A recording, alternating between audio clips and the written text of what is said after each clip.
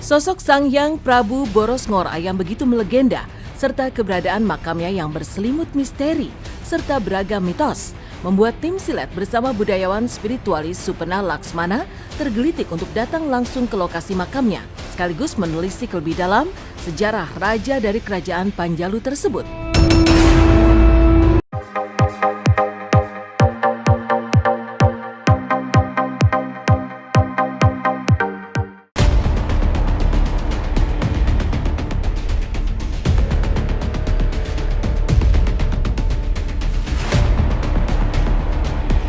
Terletak di Kecamatan Ciambar, Sukabumi, Jawa Barat, makam atau makom Sang Hyang Prabu Boros Ngora yang konon sudah ada sejak tahun 700-an, ternyata tetap terpelihara kewingitannya hingga sampai saat ini.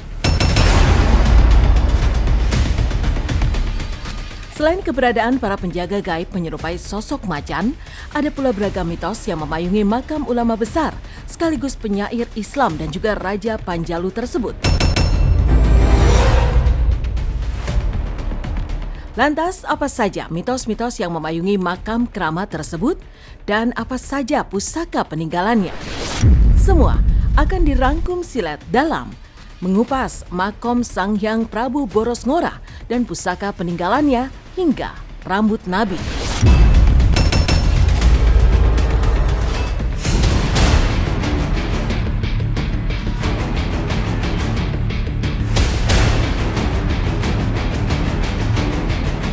Sosok Sang Hyang Prabu Boros Ngora yang begitu melegenda, serta keberadaan makamnya yang berselimut misteri, serta beragam mitos, membuat tim Silet bersama budayawan spiritualis Supena Laksmana tergelitik untuk datang langsung ke lokasi makamnya, sekaligus menelisik lebih dalam sejarah raja dari kerajaan Panjalu tersebut.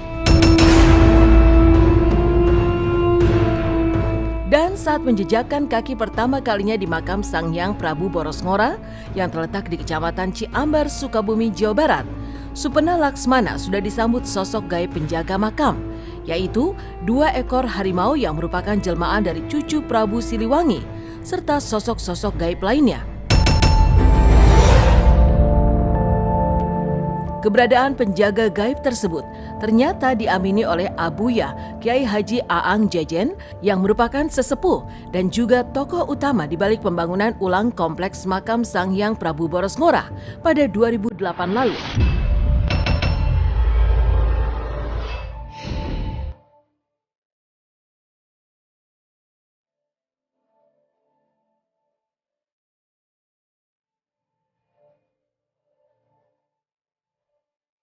Assalamualaikum warahmatullahi wabarakatuh.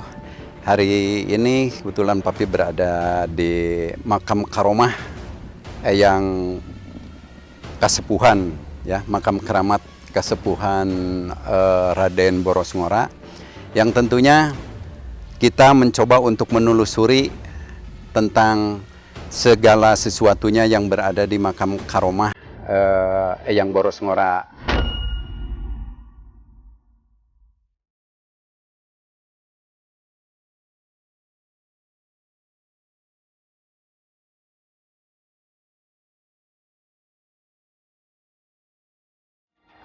Sosok 2 harimau yaitu simbol daripada yang mendampingi, yang menjaga Eyang Boros Ngora. Jelmaan dari cucu Siliwangi, simbolnya adalah simbol 1 perempuan dan 1 laki-laki.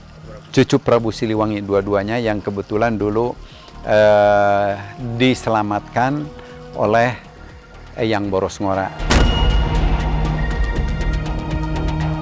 Karena yang menyelamatkan 2 macan ini atau cucu Panjalu ini adalah Eyang Boros Ngora. Eyang Boros Ngora melalui Ki Garahang. Aki Garahang. Ya. Aki Garahang. Nah, itu justru pasti dengan itu sampai kapanpun itu akan selalu muncul.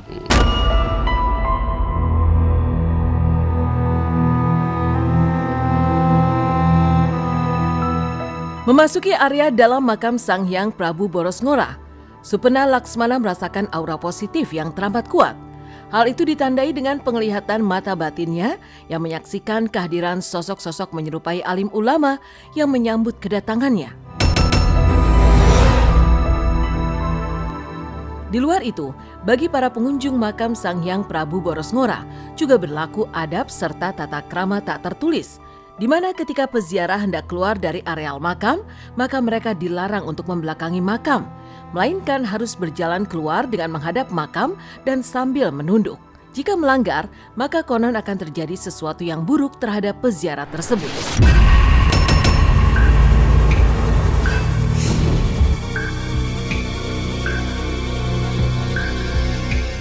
Ini ada kayak semacam perkumpulan para syekh ya. Ini kelihatannya ada perkumpulan para syekh.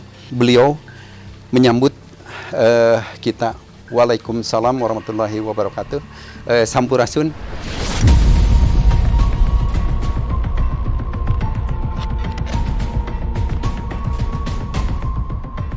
Assalamualaikum ya Sayyidina ya Rasulullah. Assalamualaikum Mbah Panjalu. Assalamualaikum Sampurasun.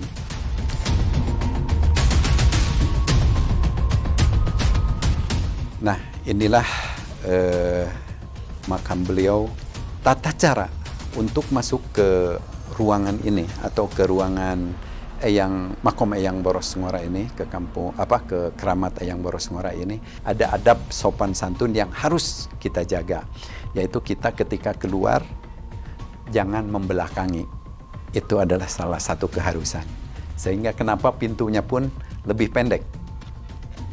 Itu adalah supaya kita menundukkan begini. Itu adalah adab untuk menghormati beliau, sang pembawa amanah, juga yang begitu masyhur, juga sang penyebar Islam di Jawa Barat khususnya atau di Indonesia khususnya.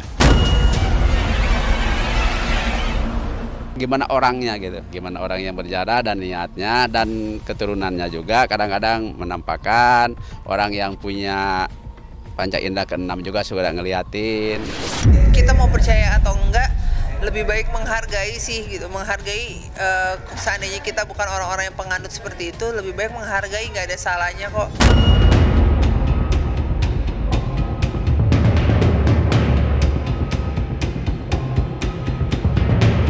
Sebagai makam yang dikenal wingit oleh sebagian masyarakat, selain warga biasa, konon banyak pula pejabat termasuk dari Jakarta yang berbondong-bondong datang untuk berziarah, sekaligus berharap berkah. Lantas bagaimana pendapat Supena Laksmana terkait hal itu?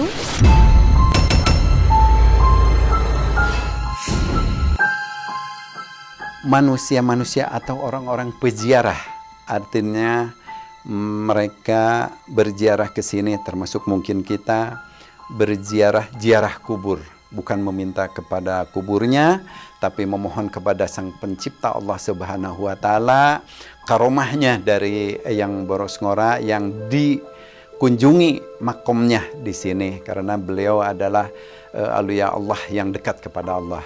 Itu beliau banyak macam-macam istilahnya yang berkunjung ke sini. Ini banyak tujuannya masing-masing, yaitu tergantung kepada niat mereka masing-masing. Kalau niat yang baik, insya Allah Allah mengabulkan dengan karomahnya Eyang Boros Ngora ini. Tapi kalau niatnya mungkin niat yang tidak, insya Allah juga tidak akan terkabulkan. Itu yang banyak berkunjung ke Eyang Boros Ngora. Termasuk ini para pejabat, banyak yang berkunjung ke sini. Ya. Abdi negara, baik itu pejabat negara, ini banyak yang berkunjung ke Eyang Boros Ngora karena sudah masyhur karomahnya ke mana-mana. Berkunjung ke sini, tawasul di sini, memohon karomahnya, memohon kepada Allah supaya dikabulkan hajat dan niatnya, insya Allah itu tidak jadi masalah. Kita keluar dari makom Eyang Prabu Boros Ngora, kita keluar untuk tidak membelakangi makom, ya, dan kita agak nunduk untuk keluar seperti ini. Kalau ke Abah ya sering, kalau ke orang-orang juga sering, kalau ke orang-orang kalau ada yang salah umpamanya minta nomor dulu ya seperti porkas apa salah gunakan itu pasti penyalahgunaan, pasti menampakkan macan, ada ular gitu. Orang sini pun juga kadang suka ada yang jerit-jerit, kadang jalan pakai jubah gitu. Orangnya tinggi besar putih. Nah, ya, pakai imamah dan pakai tongkat. Satu minta kebarokahannya yang ziarah di sini. Beliau ada ziarah karena ini adalah pejuang dan jasanya mungkin dari keturunannya, ada juga keturunannya dari sini juga. Dulu juga keturunannya banyak yang pejabat-pejabat dari Jakarta, keturunannya Boros Ngora banyak juga. Mungkin karomahnya ya, karomahnya. Yang diminta itu ke sini atau ya, berkunjung ke sini, memohon karomahnya. Toh kita mendoakan juga kepada beliau kan, para peziarah ini kan begitu ya. Jadi wali ini jadi bukan kita minta kepada wali, memang wasilah ya, tapi hakikatnya Allah Subhanahu wa taala. Jadi karomah ini memang Allah sudah titipkan karomahnya. Jadi orang kalau tanpa ke sini ada panggilan undangannya nggak mungkin ke sini. Melihat itu terjadi mungkin saja, tapi meyakinkan diri kalau apapun yang terjadi itu semua atas kehendak Allah gitu, bukan karena apapun yang lainnya.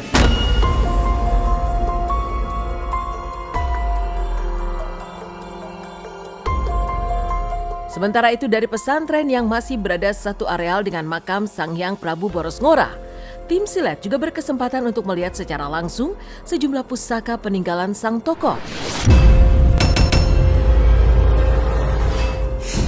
Baik berupa mahkota kerajaan Panjalu, keris, pedang, golok, dan juga tombak yang kesemuanya masih tersimpan rapi dan menjadi bagian dari jejak sejarah Sang Prabu. Kita akan mencoba melihat pusaka-pusaka peninggalan Eyang Boros Ngora dari makom Keramat Langkob ya, yang disimpan oleh Bapak Kiai di pesantren Pak Kiai, pimpinan Pak Kiai sendiri.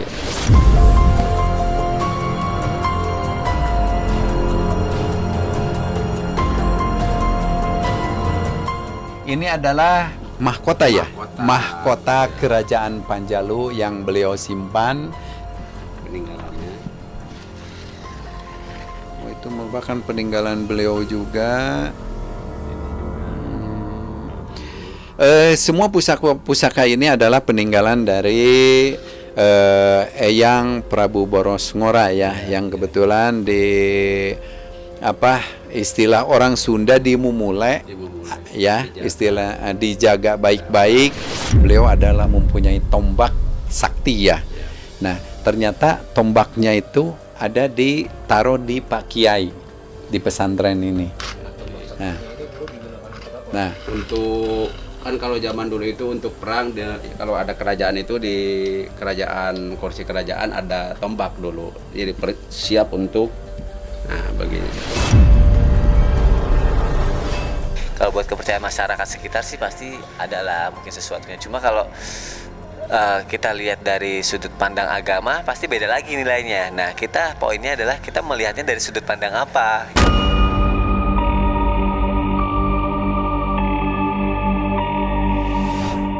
Yang juga cukup mengejutkan dan terasa sangat spesial adalah adanya peninggalan rambut Rasulullah dan juga tasbih serta benang sorban yang kesemuanya memiliki sertifikat keaslian dari Mekah yang juga disimpan rapi oleh Kiai Haji Aang Jeje. Ini adalah rambutnya. Nanti ini kalau pipi kelihatan ya. Iya. Iya. Ini dari Abu Dhabi. Nah, itu sertifikat ini pemberiannya.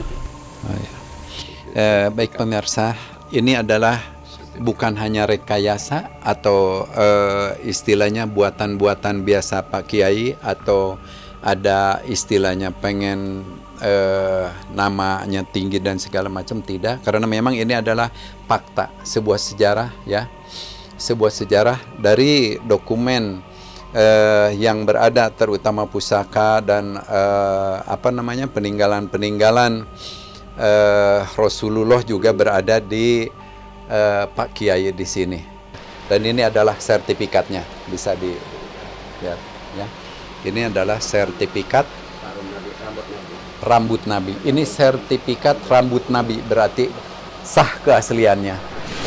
Ya alhamdulillah banget kalau memangnya penyanyi Opik bisa dapat seperti itu. Walaupun cuma salah, ya boleh. Kalau itu sifatnya bahwa itu sebagai suatu kenangan ya.